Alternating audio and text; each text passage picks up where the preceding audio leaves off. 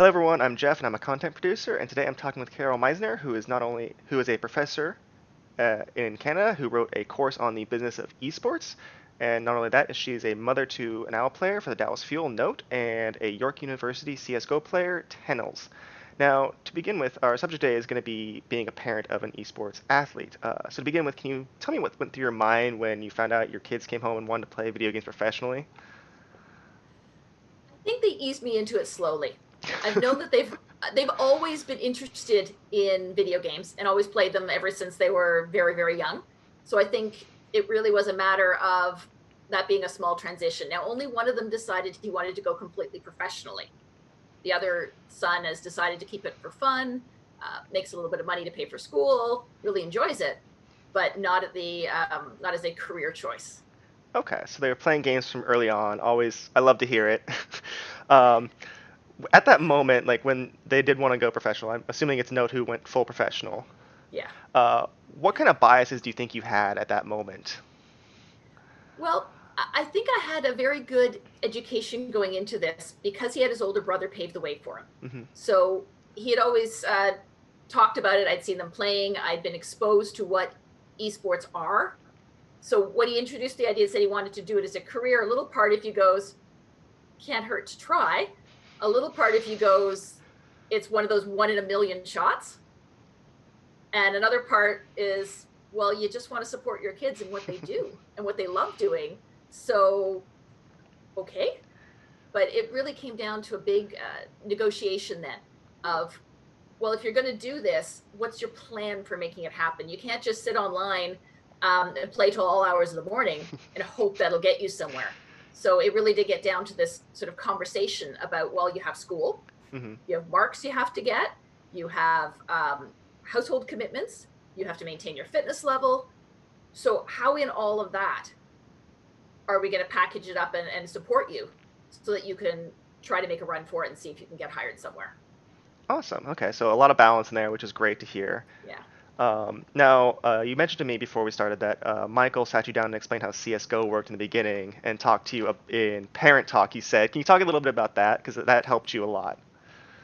It did. I think the main thing is he just was so passionate about it. I was kind of curious, like, okay, you finished tennis and now you're sitting there and you want to go online. Well, why do you want to go on to a computer right now? Are you sure you don't want to just chill or relax with some music? And he says, no, this is really important to me. So he was showing me what he was doing. And then he says, oh, this weekend there's a big tournament on TV. You got to watch it with me. Well, any child that wants to share their passion with you and such enthusiasm, you want to listen to it. So he would sit me down. He says, okay, we got to watch this big tournament. And I'm pretty sure it was Katowice. And there was thousands of people in the stands. There Hmm. were the guys under bright lights. There was commercials. There was broadcasters. There was this entire production happening. And I just kind of sat there going, oh, so this is what video games are today. And he really walked it through and said, well, yeah, no, this is why these guys are so important.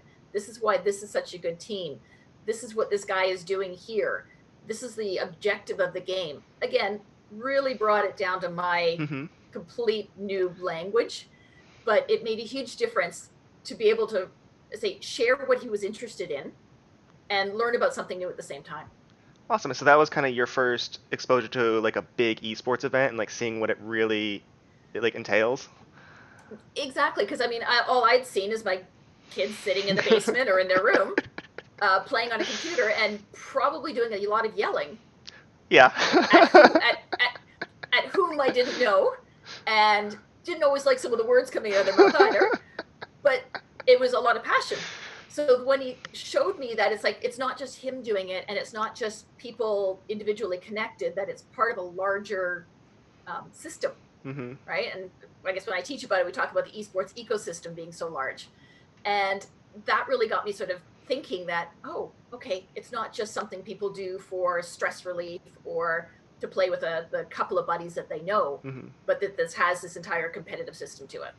Awesome. Yeah, it's the ecosystem is gigantic. It's basically a parallel to the traditional sports system in a lot of ways of how many jobs there are and what it takes to put together an event like that. And I think that's crucial about it, because I think that's one of the things that I noticed when he was explaining everything. I could relate it to everything he had done in traditional sports. Like, oh, I mean, there's somebody watching to make sure there's no cheating. Mm-hmm. Yes, it's software, but there's no cheating happening. Yeah. Then other times it's like, oh, there's somebody doing announcing. Well, that's just like on a regular TV show, there's an announcer for Yeah. sports. So all of that connection helped make it easier for me to digest and accept. Would say that for kids who want to kind of get their parents into it, being able to connect it to traditional sports might be one of the easiest ways for them to get their parents to understand things? 100%. Because I don't want to say it's like traditional sports, but it has enough elements of it that make familiar. And when you're trying to teach boomers or older people something completely new, you have to anchor that in some sort of reality or some sort of understanding, Hmm. right? So when I'm teaching as a teacher, I can't just introduce a completely new concept out of the blue and expect somebody to understand it. Well, for a parent to understand esports, it helps to anchor it to something that's similar, Hmm. and then you can get the idea that we have coaches, we have teams, we have organizations, we have tournaments, we have prize money, we have advertising, we have sponsors, all the same things you would see in other sports.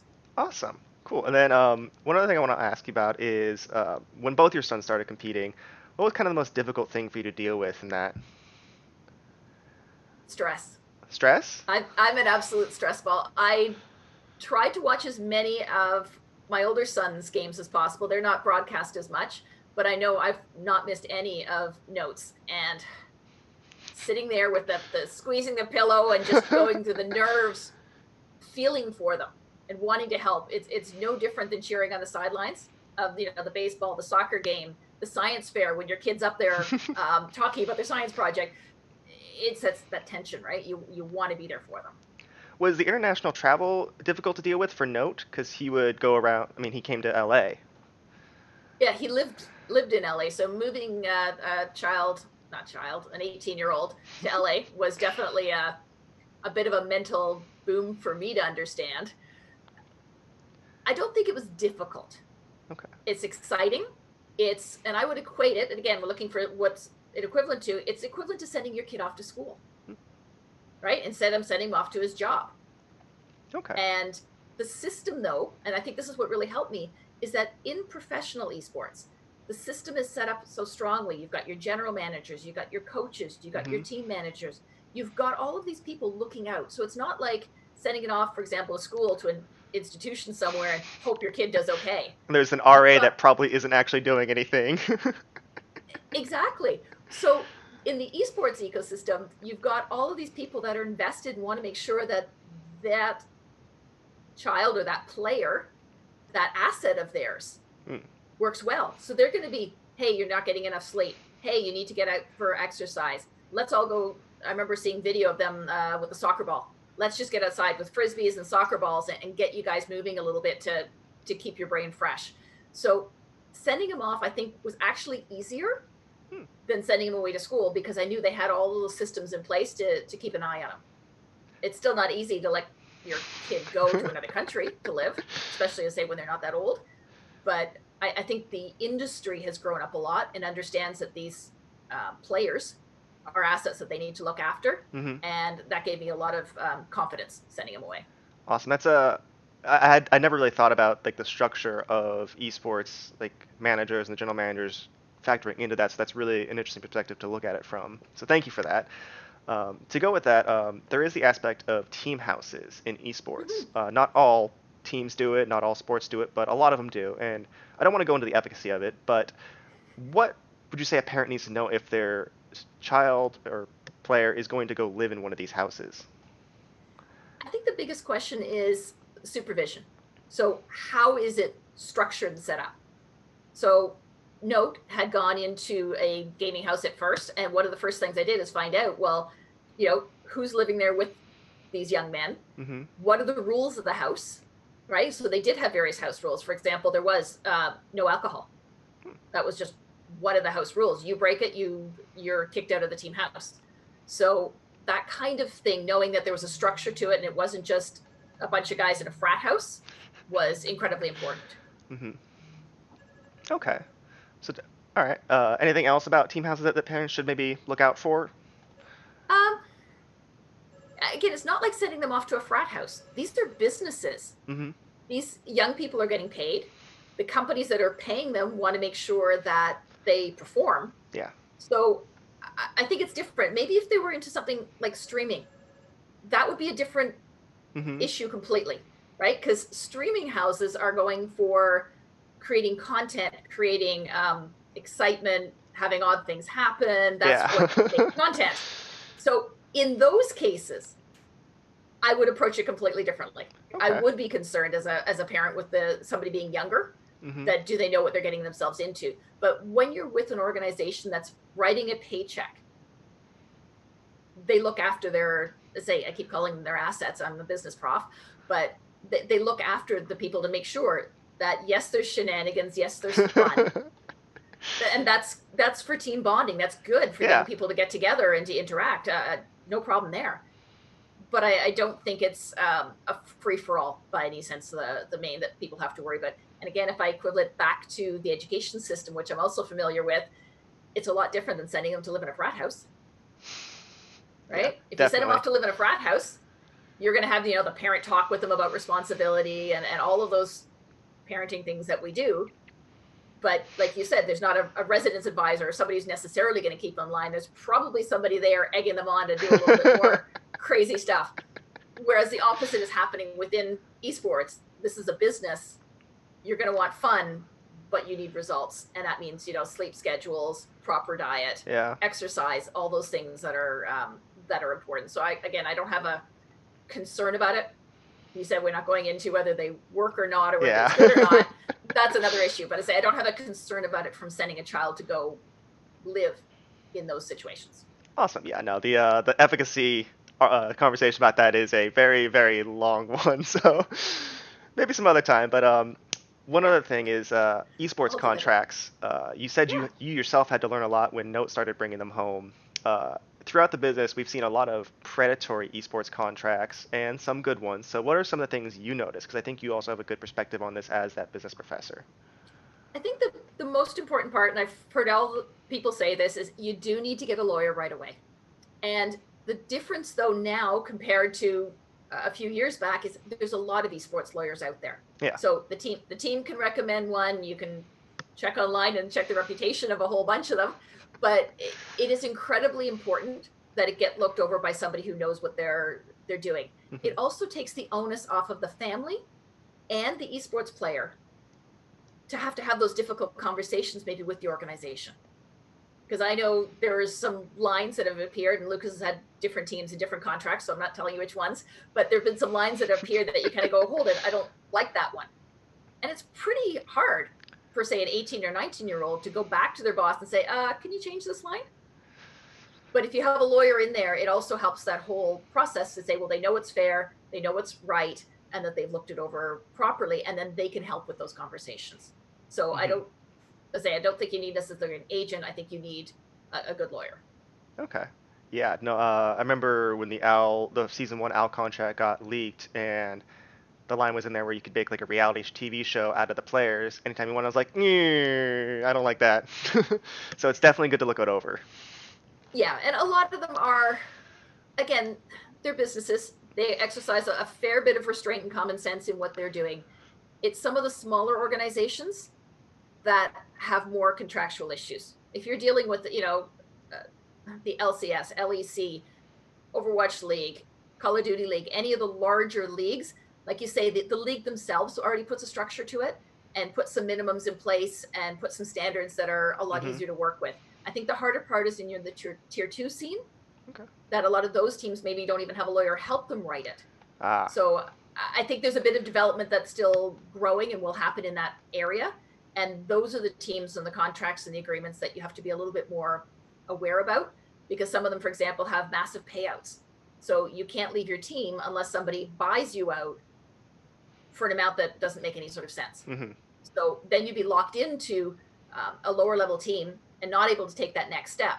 So that's something people wouldn't understand unless you're working with an esports lawyer, and they'd be able to, as I say, explain it to you and potentially negotiation changes.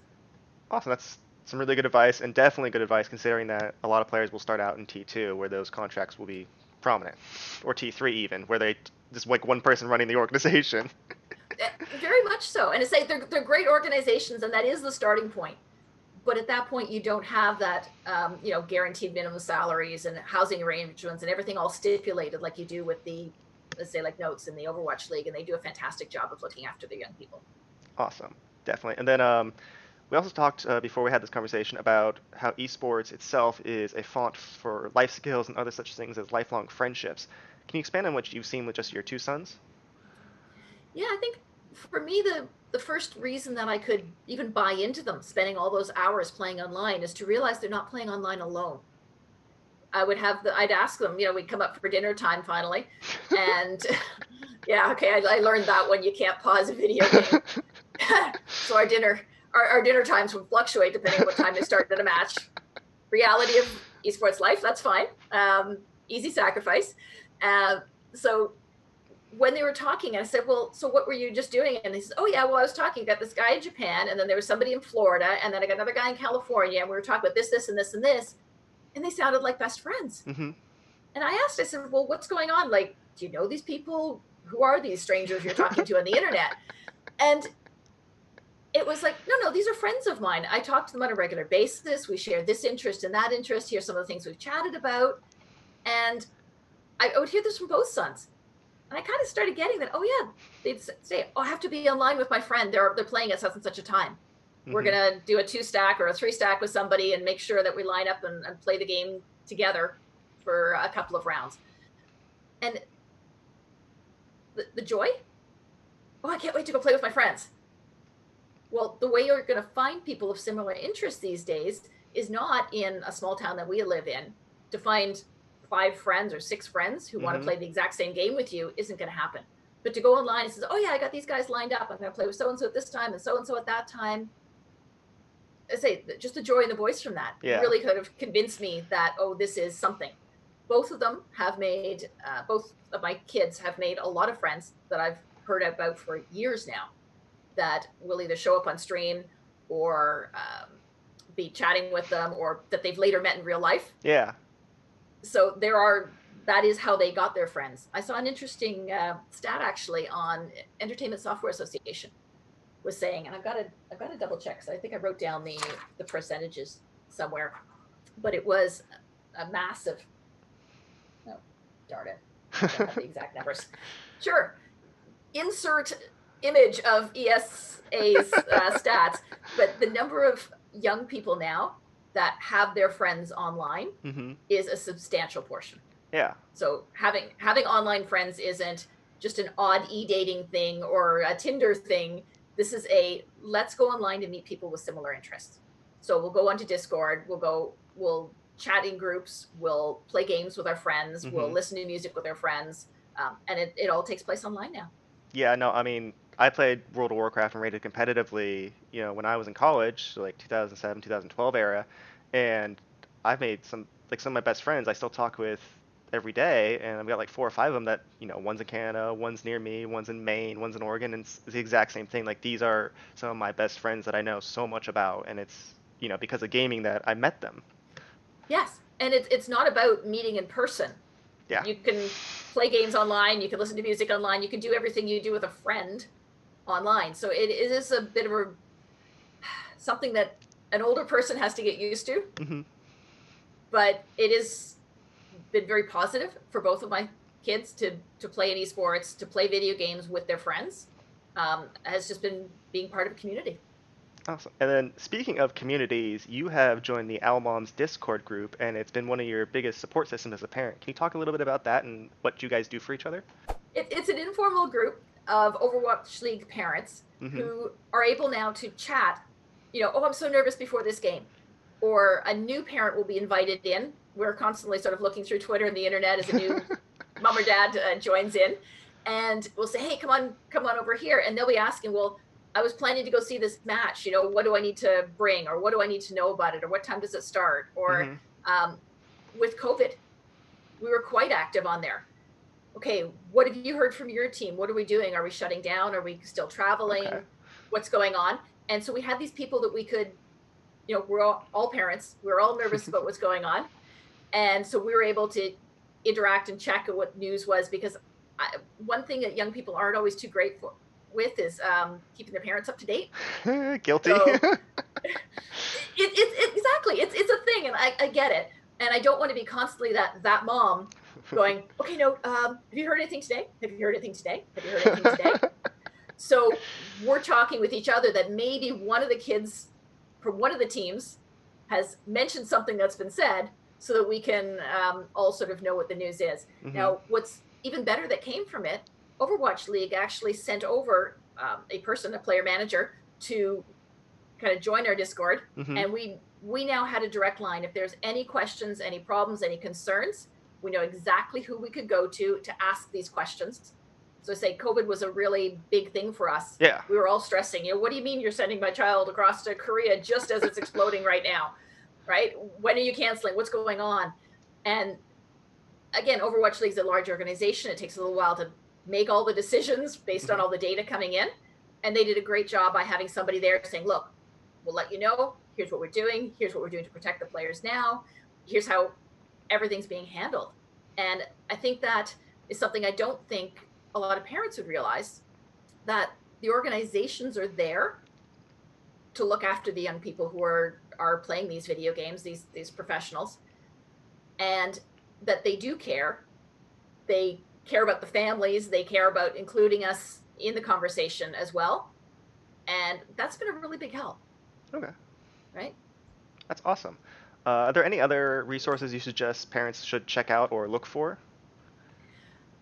Funny enough, I did a lot of research just trying to understand the game by going onto YouTube and starting to look for all sorts of beginner videos to explain the game. So I know Overwatch League has a series of videos, for example, for that game. I'm sure lots of other leagues do. That's the one I sort of follow the most. But anytime you go on introduction to and look for some of those videos, it shows you what the gameplay is like and what the interactions are like. And the more that you can understand what they're doing, because I didn't want to be creepy and just sit next to them all the time. Yeah. You do that a little bit, but I wanted to learn, well, what was he doing? What is his character known for? And what's his specialty? And, is he the guy that is really good at aim and shooting, or is he defense, or what does he do?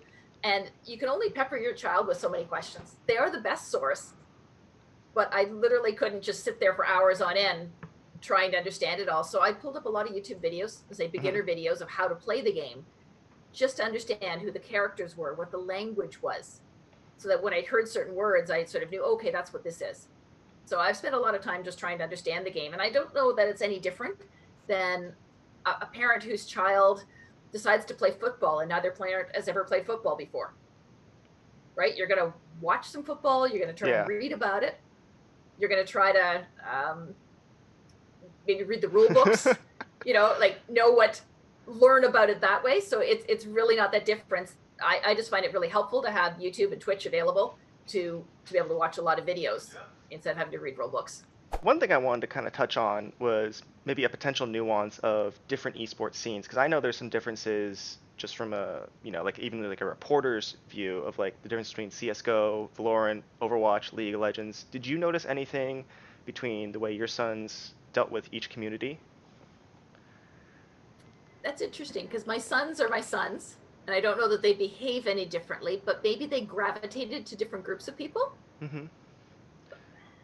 I don't know if that's fair. I guess the fact is they enjoy the gameplay of each, and that's quite different. And yes, the communities are different, and they've adapted to those communities. But you're right, they are very different. And I think from a parent's perspective, it's important to, I don't want to use monitor, but make sure that you're in touch with what's being said.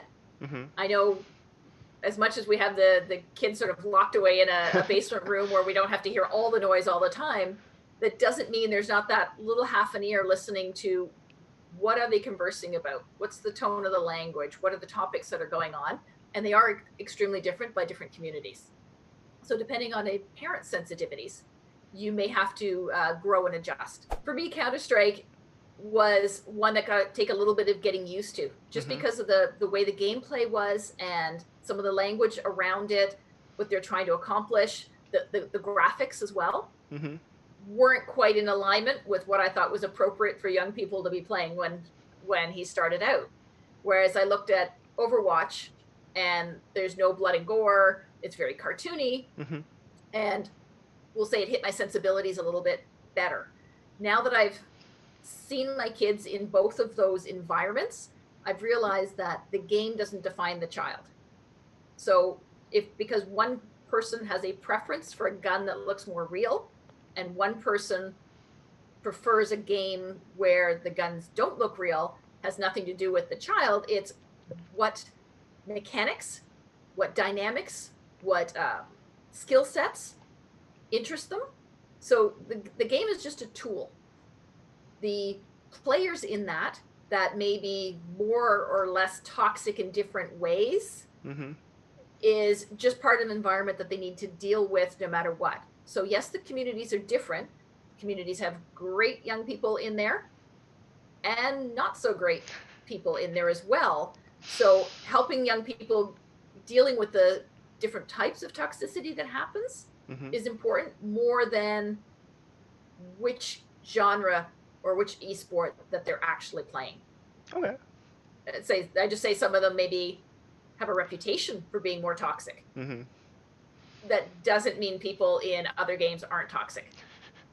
So it's more the overall relationships and the child's language, Mm-hmm. the frustrations that they have. What are they frustrated? Are they frustrated because people are leaving games, or are people frustrated because people are being bullying or mean or something, or are they simply frustrated because they weren't playing well that day? There's frustrations that happen, but now you have to help them get through it as a parent and look at, well, okay, is it, bullying? Well, this is how we talk about, what happens with bullying. If it's somebody's foul language that's being used and you don't like the language that they're using, okay, well, let's talk about how you deal with that. If it's you're having a bad day and your skills aren't that high, let's talk about that as another conversation. So they're all chances to have conversations with your child, Mm-hmm. but I don't know that they're necessarily game specific. I think there's Okay. something we have to sort of watch out for all the time. Awesome. And then, say you're a parent, your kid comes home and say they want to start playing games and aim for being professionals.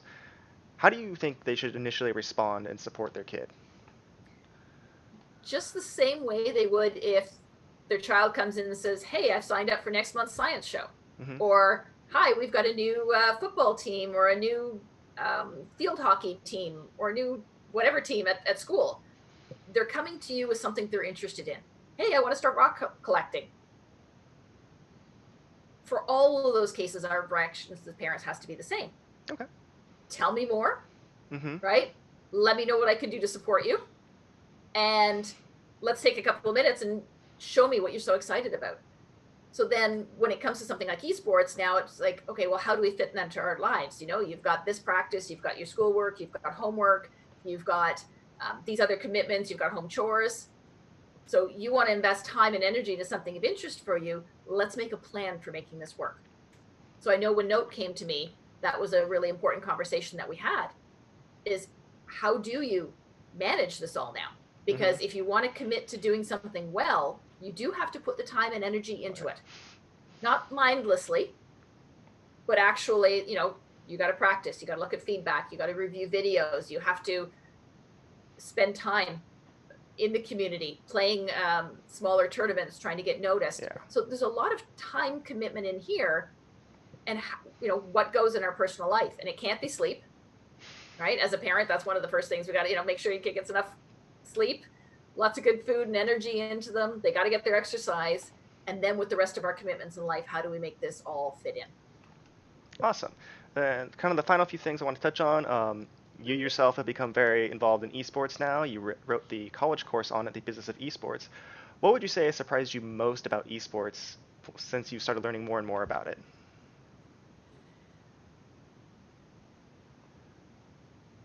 This is a hard one because I think I've learned enough slowly that I've kind of desensitized over time. So it's not like I suddenly went, "Oh, I didn't know this existed. Let me learn about it." Mm-hmm. For me, it's probably been around since about 2013. And there's been all of this sort of conversations, and it's slowly been oozing into my system. So it's not that it's particularly surprising. Mm-hmm. I think some of the things I'm pleased to see is some of the efforts that are being taken to look after the players and to encourage really good behaviors in young people. So there's organizations like Good Luck Have Fun, where they're trying to encourage people to be kind to everybody that they interact with on the internet. There's teams that are now promoting the fact that they have mental health coaches, they've got coaches, they've got physical coaches, so that they're encouraging that there's a entire sort of system of keeping mind and body healthy. Hmm. And I think that's, say, not maybe surprising, but very encouraging, and something that I'm really happy to hear about in this industry, because there were some stereotypes. Oh There yeah. were some negative ideas of, what is a gamer, and there's, just a kid in a basement sitting all alone. Well, no, there's community, there's teamwork, there's all sorts of other benefits that you get from playing esports, right? The cognitive skills, the physical skills that you can gain from doing all of this are phenomenal. But to see that the large organizations taking overall health and wellness Hmm. to such a level, I know some of the Overwatch League teams. I absolutely love watching all the videos of their chefs at work, because Oh. they've come up with they've come up with such amazing foods. And but you could just see it's not just content. Hmm. This is, we're looking after players. We understand, you have to eat right, you have to sleep right, you have to keep healthy, you have to keep active, and that's now part of the culture of esports. And I'm really happy about that evolution. And I think that's been a really big positive change in the right direction. Awesome. Yeah, no, Chef Heidi for the Fusion was, oh Yeah. my God. Now, as a college professor, how do you see the integration of esports into the academic system evolving over like the next decade? I think we've always been strong in the education system of looking for student engagement and project based or problem based learning. So esports has become just another area of interest for a lot of people that we can use to leverage and teach a lot of business topics, or not just business topic, actually. Art projects, we can teach about writing, we can teach about, let's say, business and finance as well, Hmm. all using that as the lens that we look through.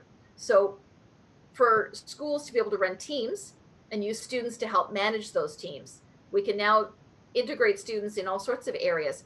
For, somebody has to design the advertising, somebody has to make the team logo, somebody has to do the art posters for when we're holding an event, somebody has to be coaching, somebody has to be helping with all the IT. So we can get so many students involved in these projects, and each student can sort of find their place in those projects. So I'm really excited about that part, is the fact that we can really get students doing stuff as they're learning, rather than just saying, here, go, do your math, do your ABCs, write me this report, and then go play.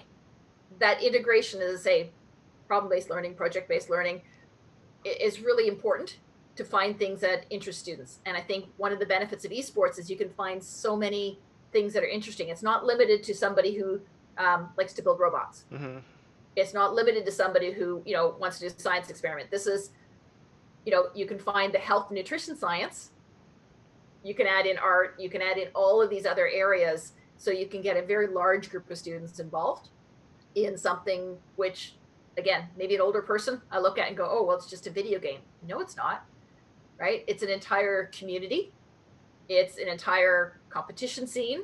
It's an entire social scene, and all these other skill sets you can get from it. So I think it's got a lot of potential to keep going. I know at our school, we're trying to build it into either classes and into programs, to add in projects that are interesting to students, because you want to be engaged. You don't Hmm. really want to learn about something just as a theory, Yeah. right? And that's what we do very well at colleges, is, tie the theory to the actual business, have people do something, and that's where the learning happens. And I think that has been the hallmark of the younger grades as well. I'm just not as experienced in the elementary and high school teaching, but they can do the exact same sorts of things. And it's all about that student engagement and interest. You learn so much more when it's something cool that you can do. Yeah. No, and I think, I mean, you touched on it right there, is like that provides a lot of opportunities for people who aren't just the players. It's the admins, the designers, the programmers, the IT people. It's everybody, which is, like you said earlier, the esports ecosystem is gigantic. Yeah, well, there's the managers, the coaches, Yeah. right? You can, in a higher education like us, we can have in the health sciences. Let's design a menu program for them. What's the optimal eating? ask anybody over in the phys ed department, okay, what is the optimal workout to balance the fact that you're spending so much time hunched over? Mm-hmm. What should they be doing? So there's projects available for everybody to all be part of the larger, for myself, the larger college community as all part of that organization. And I think that's nice from a school spirit point of view, but also great from an educational point of view, because you're not just hanging out. You're learning so much other skills while you're at it. Awesome. And then, so the final thing I want to ask, I mean, that's pretty much all I have. Is there any other thoughts you have on being a parent of an esports athlete? Um, I think the biggest thing is inform yourself. Like, start looking at things like the language they're using. I know there's certain words that kids use, or certain phrases. It took us years to get used to all these acronyms that young people would text. Well, now there's all sorts of other language to watch out for. So knowing that if your child comes up and just starts slamming the desk down and saying, "Man, I just rage quit that because of this," or "Man, I'm so tilted right now." Okay, if your child's tilted or they rage quit, time to sit down for a conversation, right? So we want to help as parents, and if the coaches aren't in the room with them, like they are at the professional level, right? When we're dealing with our younger children, we need to be the coaches. And it's really hard to coach something and be that mentor for your child to help them grow when you don't know that those words mean your child is extremely frustrated, that they're reacting negatively to a stressful situation. And we want to be able to support them and deal with that as far as, curbing or adjusting their behavior or supporting them so that they'll have a good game next time that they go to play. So I think that spending the time learning what it is about, asking lots of questions. Teams are really good about helping. If I have any questions at all, if there's any concerns, I know I can call up a manager and make sure it's addressed. Even on the tier 2 and tier 3 teams, there's always somebody there in charge that you can get more information from. And I think that's just really critical to know what's up and what your kid is doing. And that way, if you can help, that's our jobs. Awesome. Well, that's all I have for you today. So I want to thank you very much for taking the time to talk with me. It's been great to hear from a parent of an esports athlete, especially two very successful ones. Like I told you earlier, I had talked with Note before the homestand last year, and he was such a joy to talk to and just interact with. Well, thank you very much for that compliment. It's always nice to hear that your kid's a good kid. That's helpful. And to say, I love talking about esports. And one thing you'll find is a lot of esports parents are only too grateful for the opportunity to talk to people about esports. It's been a long road of me talking to sometimes complete strangers, and they're going, "You let your kid do that?" and that's evolving now to people suddenly go, "Oh, you mean your kid's working, doing what they love, they're making a good living, and they're happy." So that transition is a little bit difficult, and sometimes if you're talking to somebody who doesn't get it, so surround yourself by other people that do get it, and always reach out, because let's say parents of esports players are always happy to chat as well. Awesome. All right. Well, thank you again. And everyone else out there, I hope you enjoyed this conversation, and I'll catch you next time.